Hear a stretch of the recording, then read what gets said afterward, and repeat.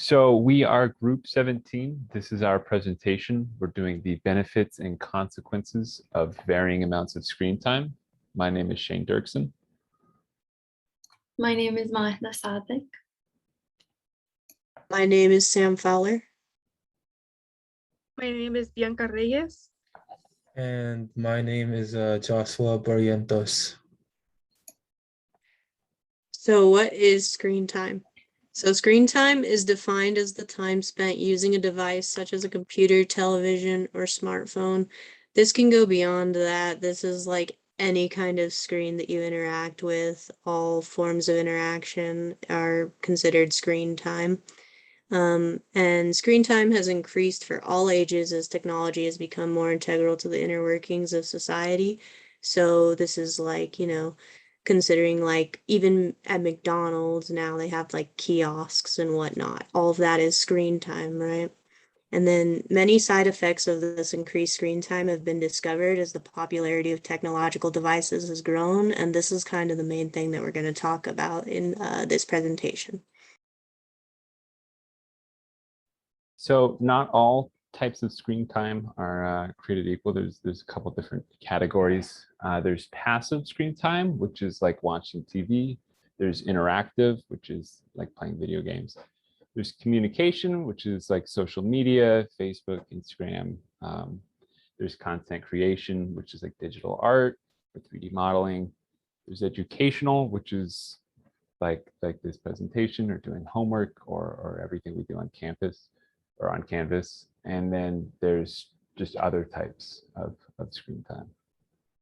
Next slide. So this is a list of the average amounts of screen times for different ages. For ages 8 to 10, it's 6 hours. For ages 11 to 14, it's 9 hours. For ages 15 to 18, it's 7.5 hours. And for adults, there's a significant increase. It's 19 hours. And this seems like a really high amount, but that's because it includes work. Even knowing that, it still seems like a really high amount. And that's pretty much due to the pandemic, where people are working from home. They're having to do a lot of things from home through screens, through their computers or phones. Before the pandemic, the average amount was 11 hours, so it's actually an increase of 8 hours. Then for ages 60 and above, the average amount is just over 4 hours. There's also been an increase in this age group of about half an hour. And it's interesting to note that for ages 60 and above, screen time has replaced other leisure activities that don't involve screens. So some of the benefits of screen time for adults: in general, active screen time, which is time spent using a device for learning, working, or being creative, is healthy for adults when the amount of time spent is controlled or limited. It's been found that screen time is beneficial for the mental health of elderly people who have limited social activities outside of their houses due to pain or illness that comes with age. For elderly people, socializing online can replace in-person social activities that they can't participate in anymore due to pain and illness, and it plays a part in preventing social isolation and depression that's common in this age group. Smartphone ownership is associated with higher odds to access medical care and a reported higher confidence level and an ability to obtain needed health care. So being able to use phones and computers is helpful because so many of our essential activities include them now, such as accessing medical care. And also some studies suggest that screen time is associated with positive symptom management for some mental illnesses, for example, schizophrenia. And here are some other facts from various studies that have been done about screen time. Like in one study, smartphone screen time showed no impact to activity level or BMI. This is different than, say, like television screen time, which had a negative impact. There's also neither an income nor a socioeconomic status was associated with varying average smartphone screen times, meaning people on different socioeconomic levels are all using screen time relatively the same. Younger age groups exhibit higher use of smartphone screen time with less time spent on laptops, computers, or television. So they're primarily getting their screen time from smartphones. And in another study looking at the COVID-19 pandemic, 43% of adults reported an increase in using streaming services and 37% increase use of social media, 17% increase of gaming. The primary reason reported in the study was boredom, and then followed by physical distancing, staying informed of the news, connecting with others, and mental health. Next slide. And an interesting age group that a lot of studies are done on is screen time for children. It's a hot topic. A large study of over 4,000 children showed that moderate screen time can be beneficial depending on the type of exposure. So, for example, educational screen time has been shown to have beneficial outcomes. Interactive screen time is also shown to have benefits, and screen time can help improve their ability to communicate at a younger age. As technology becomes more important in society, so does technological knowledge, which children can begin to gain at a young age through screen time. Next slide. Okay, so now we're going to talk about the consequences of screen time for adults. So before the pandemic began, the average screen time for adults in the United States was around 11 hours per day. But as schools and many jobs started to transition to an online setting at the start of the pandemic, the average screen time for adults increased to about 19 hours per day. This led to many consequences. Some of them include poor sleep. This is caused by the blue light that radiates from our screen and that signals our brain to stay awake. So if people use computers or their phones right before going to bed, then the blue light from their screen prevents them from falling asleep. We also have eye strain and headaches. This is caused from staring at the screen for long periods of time, and this causes eye strain, which then leads to the headaches. Also addictive behaviors. So it has been seen that many people can experience symptoms of withdrawal when they don't have access to their phones or social media. And this is an indication of addiction. We also have neck, shoulder, and back pain caused by sitting at a desk and looking down on phone or computer for long periods of time. Changes in cognition. People who are known to be addicted to their smartphone had poorer cognitive performance, and their brain had problems transmitting messages. Lastly, we also have reduced physical activity. So with increasing levels of screen time, the amount of time that people spend exercising has decreased, and this has led to many physical health problems.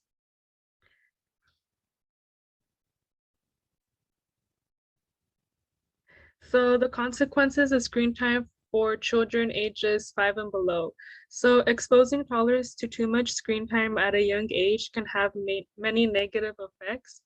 So many of us might think that exposing children to educational programs at a young age will be beneficial for them in their education, but in reality, that is not true. So brain scientist Patricia discovered that children under the age of 1 get zero learning from computers, phones, tablets, or any electronic device, and benefit more from real life experiences. Also, screen time can also affect children's attention span and focus. So part of a baby's brain development is that it needs to learn how to process different stimuli, such as words, voices, and images. And they get all of these stimuli from their environment. And this is something that they can't get from an electronic device. One of the many things that helps children learn how to cope with frustration is boredom. So when children are bored, they become frustrated, and to cope with their frustration, they entertain themselves by playing with toys, drawing, or playing outdoors. So by handing them an iPad when they are frustrated, it takes away children's ability to learn how to cope with their frustration when they're older. So many parents tend to just hand their children an iPad because they're busy and they don't want to entertain the baby playing with them. But in reality, this is actually harming them. Also, with less face-to-face interactions, children won't be able to learn how to interpret human emotions and nonverbal cues.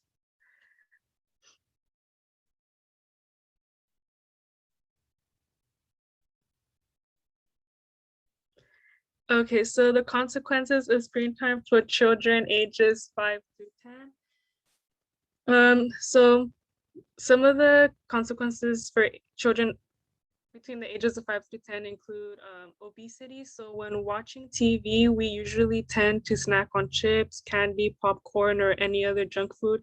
And as children spend less time doing physical activities and spend more time watching TV, the risk of becoming overweight increases. We also have irregular sleep. An irregular sleep schedule can be caused by having trouble falling asleep, usually from too much screen time before bed. We also have behavioral problems. So children who spend more than 2 hours of screen time a day are likely to have emotional, social, and attention problems. There are also they also have poor academic performance. So children who have a TV in the room are more likely to not perform well on exams, typically because they spend more time playing video games or watching TV rather than studying for the exams.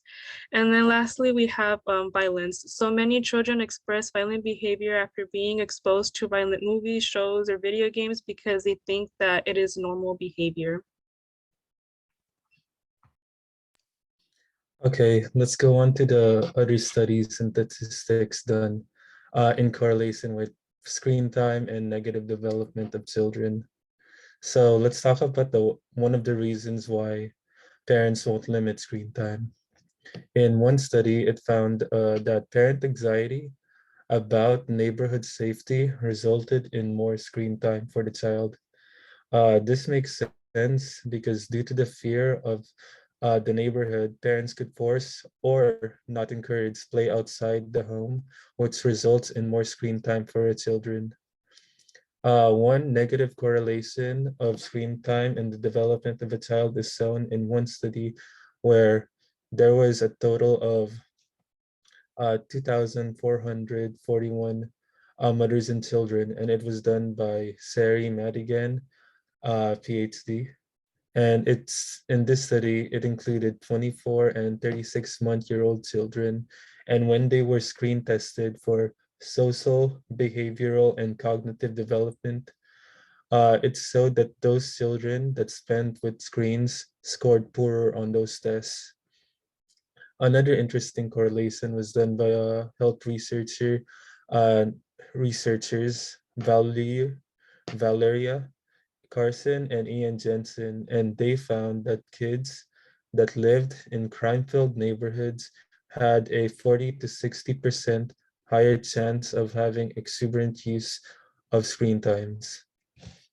Next slide, please. Here are the recommendations for children and their uses and their time with their devices.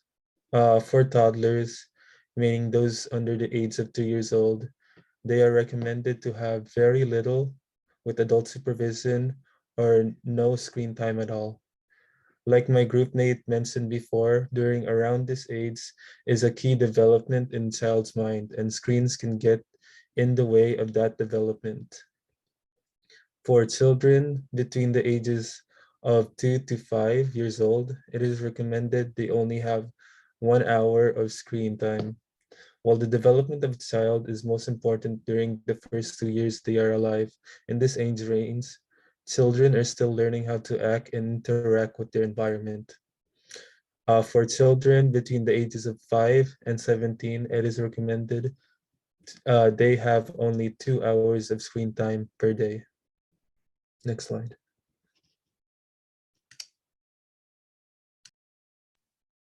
So the recommended amount of screen time for adults. So first of all, you want to limit your screen time, and social media is a big use of screen time that isn't really necessary. So that's a good way to cut screen time out of your life. And then outside of work, adults should really only be having 2 hours of screen time a day. And it's best to avoid having this screen time right before going to bed or right after waking up, because this time is it's very imperative during this time that you have no screen time, because the light affects your eyes and therefore affects your ability to sleep or wake up properly without like headaches and things like that. And if you are having screen time, it should be more active than it should be passive, which essentially means that more time should be spent learning or creating rather than watching television. So here's how to limit screen time usage. To how to limit it, I would suggest the following. Set timers for screen usage. For smart devices, I suggest you turn off notifications and also take breaks to stretch and move around. You should be more active and exercise more. Maybe even try using a standing desk to reduce time fully sedentary. Also, do not allow devices during meal times. And you should avoid, like my group mate mentioned beforehand, you should avoid using screens around bedtime or first thing in the morning. Yeah. Here are sources. Right, and that's the end of our presentation.